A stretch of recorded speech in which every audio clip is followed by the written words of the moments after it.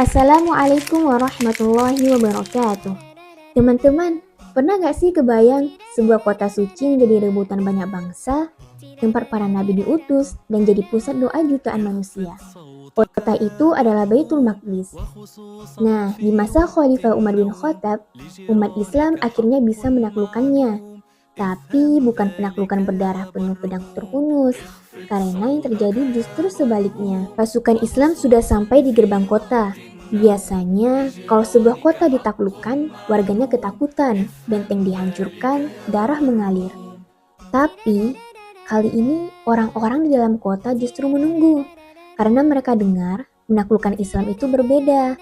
Mereka dengar bahwa umat Muhammad ini datang bukan buat merampas, tapi membawa keadilan. Nah, yang bikin makin luar biasa adalah siapa yang datang menerima kunci kota itu. Bukan jenderal perang dengan baju zirah berkilau, dan bukan juga raja dengan mahkota mewah, tapi seorang khalifah sederhana bernama Umar bin Khattab. Waktu itu beliau datang dengan baju penuh tambalan, naik unta bergantian dengan pengawalnya. Masyarakat kota langsung kaget. Mereka sadar, inilah pemimpin yang adil, rendah hati, dan benar-benar mikirin rakyatnya. Dan ketika kunci kota diserahkan, gak ada teriakan perang, dan gak ada pemaksaan. Justru yang ada adalah perjanjian damai, yang isinya melindungi hak-hak semua orang, baik Muslim, Nasrani, maupun Yahudi. Tamaan Baitul Maqdis, tanah para nabi. Saudaraku, sebelum kita membahas proses penaklukan, penting nih bagi kita untuk memahami mengapa sih Baitul Maqdis begitu istimewa. Mengapa? Karena Baitul Maqdis atau yang lebih dikenal dengan Al-Quds, kota suci, adalah salah satu dari 3 kota suci yang mulia dalam Islam, selain Mekah dan Madinah. Keistimewaannya tak tertandingi. Ada beberapa keistimewaannya. Di antaranya, yang pertama, kiblat pertama umat Islam. Dahulu, sebelum Ka'bah, Masjid Al-Aqsa adalah arah kita sholat. Ini adalah sejarah yang tak terpisahkan dari identitas awal umat ini. Yang kedua, tempat Isra Mi'raj. Allah Subhanahu wa Ta'ala mengabadikannya dalam Al-Quran Surah Al-Isra ayat 1, yang artinya Maha Suci Allah yang telah memperjalankan hambanya pada suatu malam dari Masjidil Haram ke Masjidil Aqsa yang telah kami berkahi sekelilingnya. Dari Al-Aqsa inilah Rasulullah SAW diangkat menuju Sidratul Muntaha. Masjid Al-Aqsa adalah stasiun transit kenabian. Yang ketiga, tanah yang diberkahi.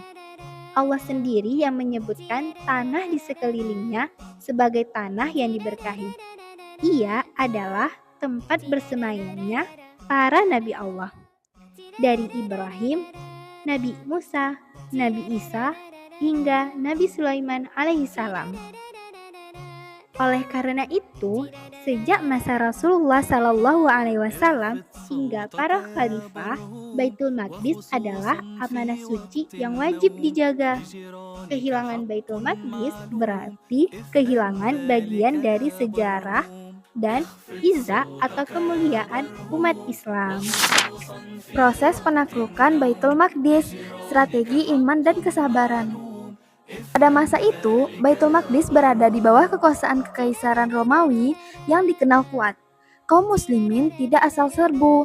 Ini adalah jihad yang didasari ilmu dan strategi. Pasukan muslim dipimpin oleh Panglima Agung Abu Ubaidah bin Jarrah, dibantu oleh para jenderal ulung seperti Khalid bin Walid, sang pedang Allah.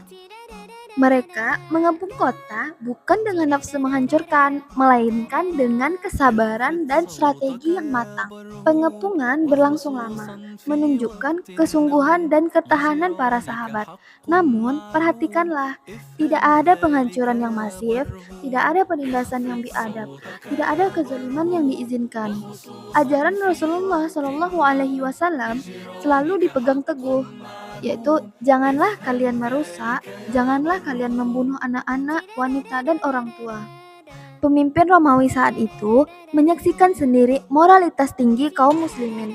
Akhirnya, mereka bersedia menyerahkan kota, tetapi dengan satu syarat yang sangat unik dan simbolis.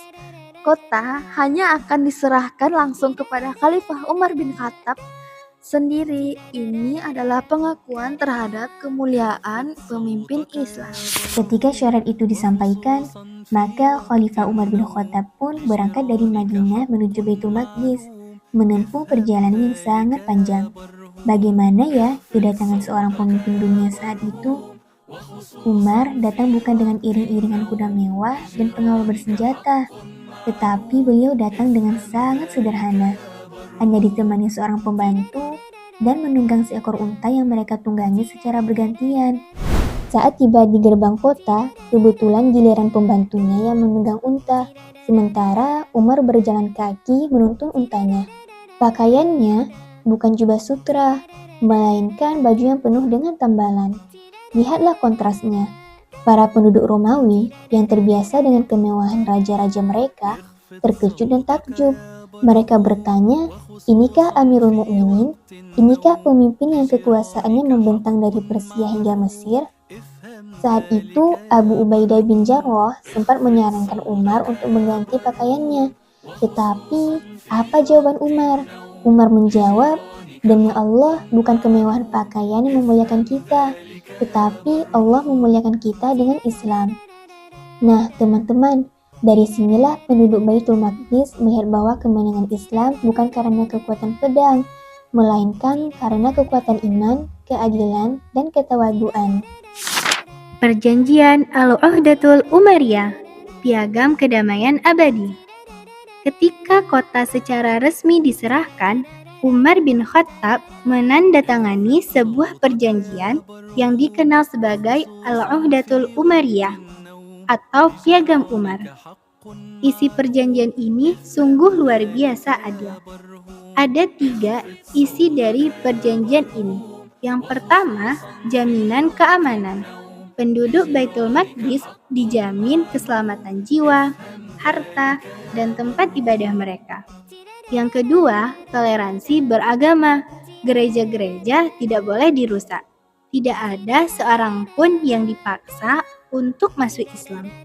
Mereka bebas menjalankan agama mereka. Dan yang terakhir, keadilan sosial.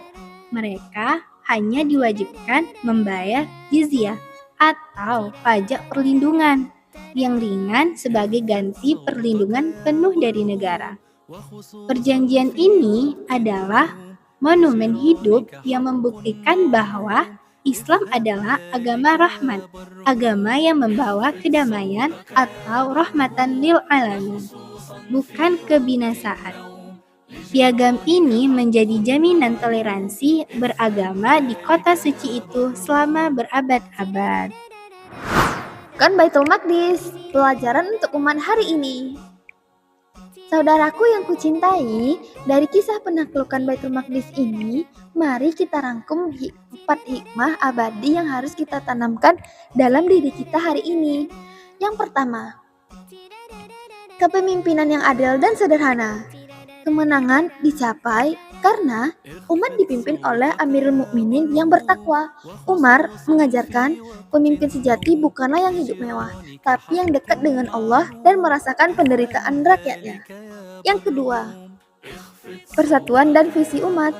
Kemenangan tidak mungkin tanpa persekutuan di bawah panji tauhid. Al-Aqsa menjadi titik pemersatu. Nah, jika umat Islam hari ini ingin meraih kembali kemuliaan, kita harus singkirkan ego dan bersatu dalam tujuan yang satu. Yang ketiga, akhlak lebih kuat dari pedang. Kemenangan hakiki adalah ketika musuh mengakui kebenaranmu karena akhlak muliamu, bukan karena kekuatan senjatamu. Baitul Maqdis dibebaskan dengan keadilan, bukan dengan kehancuran. Yang keempat, toleransi sebagai dasar Islam. Nah, teman-teman, dari cerita yang sudah kita dengar, mari kita teladani Umar bin Khattab dengan sifat sederhana adil, dan berpegang teguh pada iman. Dan juga, mari kita jaga persatuan umat, tingkatkan kualitas iman kita, dan terus berdoa agar Allah Subhanahu wa Ta'ala menjaga Masjid Al-Aqsa dan seluruh umat Muslim yang tertindas. Mari kita tutup dengan Subhanakallahumma wa bihamdika la ilaha illa anta astaghfiruka wa atubu ilaik. Assalamualaikum warahmatullahi wabarakatuh.